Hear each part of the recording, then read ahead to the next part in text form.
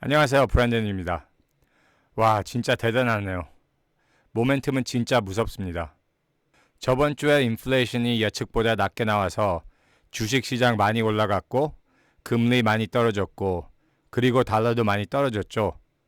S&P 500은 인플레이션 뉴스를 타고 저번 주에 2.24% 올라갔습니다.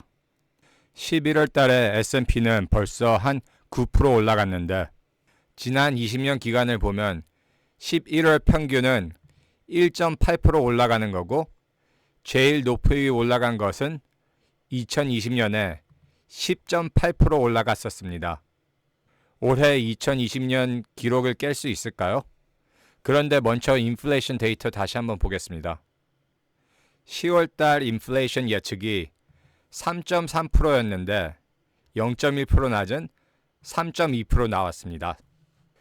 인플레이션은 어느 부분에서 떨어진 걸까요? 미국 투자 커뮤니티에서는 낮게 나온 인플레이션에 논란이 좀 있었습니다. 왜냐하면은 인플레이션 데이터를 더 자세히 보면은 건강보험이 작년보다 34% 하락으로 나왔기 때문입니다. 시청자분들 중에 교포분들도 많은데 작년보다 건강보험 가격이 떨어진 분 계시나요? 저는 미국에 살면서 건강보험 가격이 한 번도 떨어진 기억이 없습니다. 사람들이 내는 건강보험료는 작년보다 한 7% 올라갔다 그러는데 건강보험 인플레이션 데이터는 34% 하락했다고 나왔으니 인플레이션 데이터 믿을 수 없다는 말이 많이 나옵니다. 건강보험 34% 하락은 10월 인플레이션 데이터를 한 0.17% 낮췄습니다. 그러니까 인플레이션이 0.1% 낮게 나온 것은 건강보험 34% 하락 때문이죠. 만약에 건강보험 34% 하락이 없었다면 10월 인플레이션은 예측보다 높은 3.37%입니다. 그러면 건강보험 인플레이션은 어떻게 34% 하락으로 나왔을까요?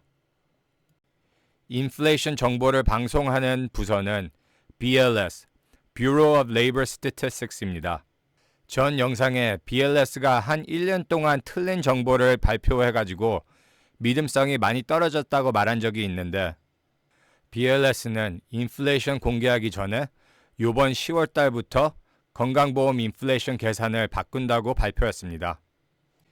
이 발표의 새 계산을 보면 건강보험 인플레이션은 사람들이 내는 가격을 작년과 비교하는 게 아니고 건강보험 회사들의 이익 여금을 작년과 비교하는 겁니다. 새 계산 방법 듣고 좀 희한했습니다.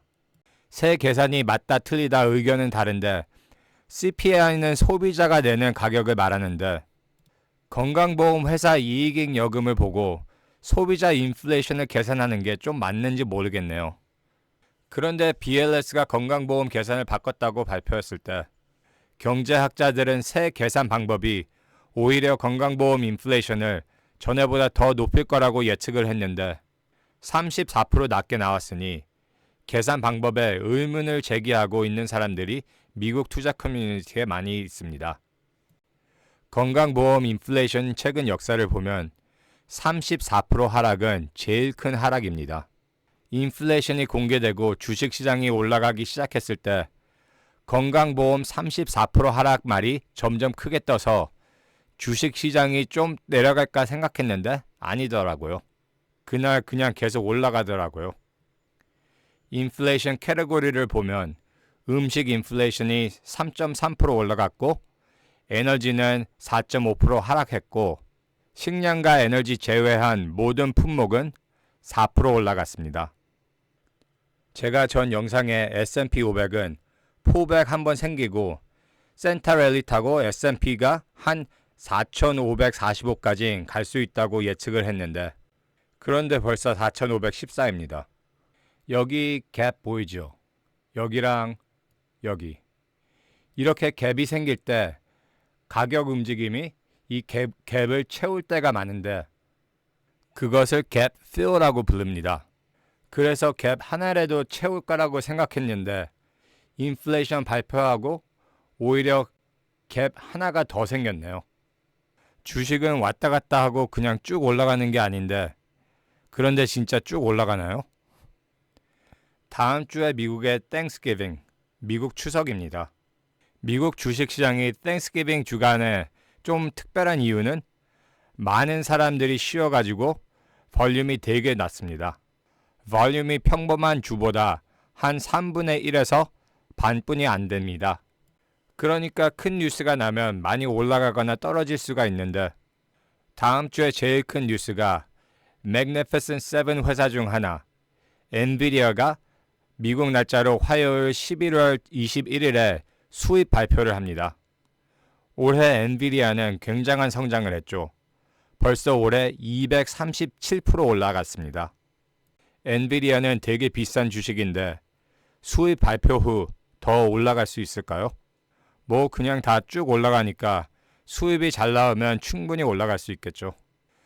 그런데 엔비디아한테 다 좋은 뉴스만 나오는 건 아닙니다. 엔비디아는 AI 칩 때문에 많이 올라갔는데 마이크로소프트가 자기네도 AI 칩 만든다 그러니 엔비디아 상승 모멘텀이 얼마나 오래 갈 수 있는지 지켜봐야겠죠. 1950년부터 땡스기빙 주간 역사를 보면 올라간 적은 68%였고 땡스기빙이 목요일이니까 수요일에서 금요일까지만 보면 올라간 적이 더 높은 83%입니다. 11월 달에 벌써 9% 올라가서 짧은 기간에 모멘텀이 확 바뀌었는데요. 두려움과 참욕 지수를 보면 일주일 전만 해도 스코어 40에 두려움이었는데 이제 스코어 58에 탐욕으로 바뀌었습니다. 이 조사는 개미 투자자 조사라고 볼 수 있는데 이것도 11월 1일부터 볼들이 24.3%에서 43.8%로 늘었습니다. 그러니까 10월 달보다 많은 투자자들이 주식시장에 대해 긍정적인 반응을 갖고 있습니다. S&P 500 차트를 다시 보면 overbought, 그러니까 과매수 시그널이 많이 나오는데요. 이 점으로 된 파란 줄이 볼린저 밴드라는 겁니다. 이 위에 줄이 20일 무빙 에버리지, 20일 이동 평균의 이 표준 편자 줄 높은 줄인데요. 쉽게 말해서 주식시장이 이 위에 줄 가까이 오면 과매수라는 말입니다. 거기에다가 RSI랑 SRSI는 되게 높아서 과매수를 표현하고 있습니다. 그런데 여기에서 S&P 500은 그냥 계속 쭉 올라갈까요? 전 아직도 포백이 크리스마스 전에 한 번 있을 거라고 생각하는데 그런데 뭐 차트 분석 그런 거 필요 없이 계속 쭉 올라가니까 그냥 쭉 올라가도 할 말이 없네요. 마지막 토픽으로 미국 투자 커뮤니티에 좀 이상한 일, 아니면 나쁘게 말해서 수상한 일에 대해서 말이 나오고 있는데 그것을 잠깐 말해보겠습니다. Securities and Exchange Commission, 짧게 SEC는 시장 조작에 대한 법률을 집행하는 부서이죠. SEC는 한 달에 2번, 15일이랑 달 말에 Failure to Deliver, 짧게 FTD라는 리스트를 발표하는데 리스트는 이렇게 생겼는데요. 이 FTD 리스트에 뭐가 있냐 하면 예를 들어 만약에 어느 사람이나 회사가 숄트를 했는데 숄트를 닫으려면 주식을 다시 돌려줘야 되는데 안 돌려주면 그 주식에 대해서 정보가 발표됩니다. 누가 주식을 안 돌려줬다 발표가 아니고 그냥 주식에 대해서만. SEC는 2009년 때부터 한 달에 2번씩 FTD 리스트를 발표했는데 그런데 이상하게 10월 상반기 리스트를 발표 안 했습니다. 미국 투자 커뮤니티에서는 그냥 어쩌면 늦어지나 기다렸는데 11월 15일에 10월 하반기 리스트를 발표하고 10월 상반기 리스트를 아예 누락해버렸습니다. 왜 그랬을까요? 제가 자주 보는 리스트가 아니라 늦어지는 게 흔한 건지는 모르겠는데 사람들 하는 말 읽어보면 2주 넘게 이렇게 늦어지는 건 거의 없는 일인 것 같은데 그냥 아무것도 아닐까요?